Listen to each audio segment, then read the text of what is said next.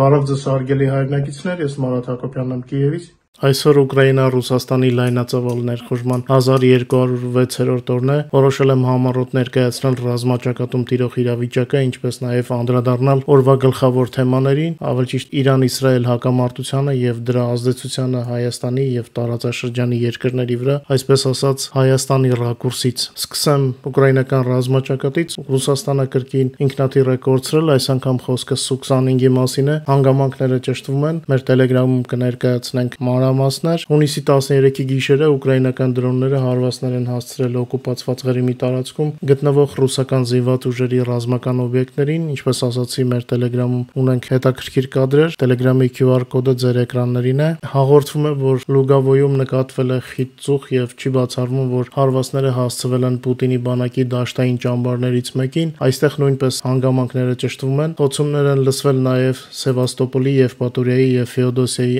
Ալուշտայի, Կաչիի եւ Ղրիմի այլ բնակավայրերի տարածքում։ Սոցցանցերում գրում են, որ դրոնները շարժվել են նաեւ Սակիի, Կիրովսկայի եւ Գվարդիայսկայի ռազմական օդանավականների ուղղությամբ։ Արտասովոր աղմկոտ է եղել նաեւ Պերևալնեում, որտեղ տեղակայված են Առափնյա պաշտպանության 126-րդ բրիգադը եւ 8-րդ հրետանային գունդը ռուս օկուպանտների։ Ռազմաճակատում իրավիճակը լարված է, գրանցվել է 209 ռազմական բախում, մարտեր են ընթանում 8 ուղղություններով։ Թշնամին զգալիորեն կորցնում է կենթանի ուժ եւ տեխնիկա։ Շարունակվում է Ուկրաինայի զինված ուժերի գործողությունը Կուրսկի մարզում։ Անցած օրվա ընթացքում այնտեղ տեղի է ունեցել 27 մարտական բախում տարբեր ինտենսիվությամբ։ Անցած օրը Ուկրաինայի օդուժը, հրթիռային զորքերը եւ հրետանին խոցել են ռուսական զավթիչների կենթանի ուժի եւ տեխնիկայի կուտակման 25 տարածքներ։ Գիշերը Ռուսաստանը հարձակվել է Ուկրաինայի վրա բալիստիկայով եւ 55 դրոններով, ինչպես նաեւ շարունակվում է հրետակոծությունը առաջնագծի մոտ եւ սահմանային գոտում գտնվող խաղաղ բնակավայրերի։ Ուկրաինական ուժերը ի տարբերություն հակառակորդի հարվածներ են հասցնում օկուպացված տարածքներում եւ հակառակորդի թիկունքում, բացառապես ռազմական եւ մերձռազմական թիրախներին։ Ուկրաինայի օդուժը ոչնչացրել է ռուսական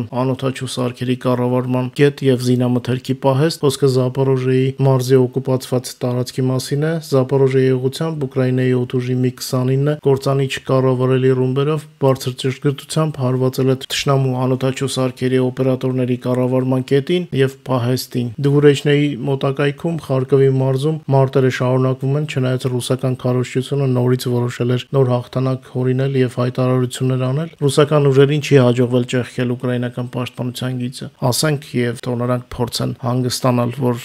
այդ ուղղությամբ էլ հաջողության չհասան։ Անցած օրվա ընթացքում Ուկրաինայի զինված ուժերը ոչնչացրել են 1220 օկուպանտ եւ 229 միավոր ռազմական տեխնիկա։ 22 թվականի փետրվարից ի վեր Ուկրաինայում ռուսական ընդհանուր կորուստները գնահատվում են մոտավորապես 1.560.000 զինծառայող։ Ուկրաինայի գենշտաբի պրես-ռելիզը ձեր էկրաններին է։ Ուկրաինան 1.7 միլիարդ բրիտանական ֆունտ կստանա Միացյալ Թագավորությունից զենքի գնման եւ հակաօդային պաշտպանության ուժեղացման նպատակով։ Այս միջոցներով նախատեսվում է ձեռք բերել Rapid Ranger տեսակի զենիթահրթիռային համակարգեր, ինչպես նաեւ թեթև բազմաֆունկցիոնալ Marlet հրթիռներ։ Սա զգալիորեն կխթանի մեր հակաօդային պաշտպանության կարողությունները եւ հնարավորություն կտա կանգնեցնելու թշնամուն։ Ես շատ կուզենայի, որ Հայաստանում կիրառեին Ուկրաինայի անվտանգության ապահովման փորձը, քանի որ հիմա Հայաստանում տեսնում եմ մի իրավիճակ, որը հիշեցնում է Ուկրաինայի նախկին նախագահների օրոք տիրող իրավիճակին, այսինքն ավելի շատ խոսում են, քան ինչ-որ գործ են անում։ Իսրայելի կողմից գիշերային հարվածներից հետո, երբ արդեն ցերեկը նոր հարվածներ հասցվեցին Իրանին, ցանկանում եմ կրկին կարճ անդրադառնալ այս թեմային։ Թրամփն է ակտիվացել այս ֆոնին, դե PR-ի շանս է նա չի կորցնի սա։ Իրականում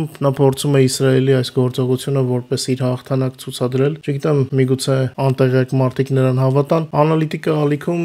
ես այսօր արդեն անդրադարձա համառոտ այդ հարցին, իսկ հիմա կցանկանայի երկու նկատառում անել ռազմաքաղաքական տեսանկյունից։ Ցավոք Հայաստանում տարիներ շարունակ ռուսական քարոզչության ազդեցության ներքո ձևավորված վերլուծական շրջանակում ստեղծվել է բավական վտանգավոր իրավիճակ։ Շատ հաճախ մարդիկ սեփական ցանկություններն են ներկայացնում որպես միակ ճշմարիտ տարբերակ, եւ այդ ամենը տարբեր ալիքներից ուղղվում է է դեպի հայ հանրություն, մինչդեռ իրականում տեղի են ունենում լրիվ հակառակ գործընթացներ, չեմ կարող հասկանալ այն մարդկանց, ովքեր ճշմարտությունը ասելու փոխարեն փորձում են հանգստացնել հասարակությունը։ Միգուցե այդ մարդիկ պարզապես չգիտեն ինչ է կատարվում եւ պարզապես մասնագետ չեն, իսկ լրատվամիջոցները նրանց հրավիրելով զուտ դիտումների համար են դա անում։ Չգիտեմ, շատ վտանգավոր իրավիճակ է սա։ Այդ մարդիկ անհուսալիորեն հետ են մնացել ժամանակից, հիմա 21-րդ դարն է, տեղեկատվության պակաս չկա, պետք չէ գովել այն, ինչը կա եւ առասպելացնել մեր կողմից գնացը, պետք է միշտ ձգտել ունենալ ամենալավը, ոչ թե Զապորոժեցը Մերսեդեսի տեղ ներկայացնել, այլ հենց Մերսեդես գնել եւ ունենալ։ Պատկերավոր ասացի, որպեսզի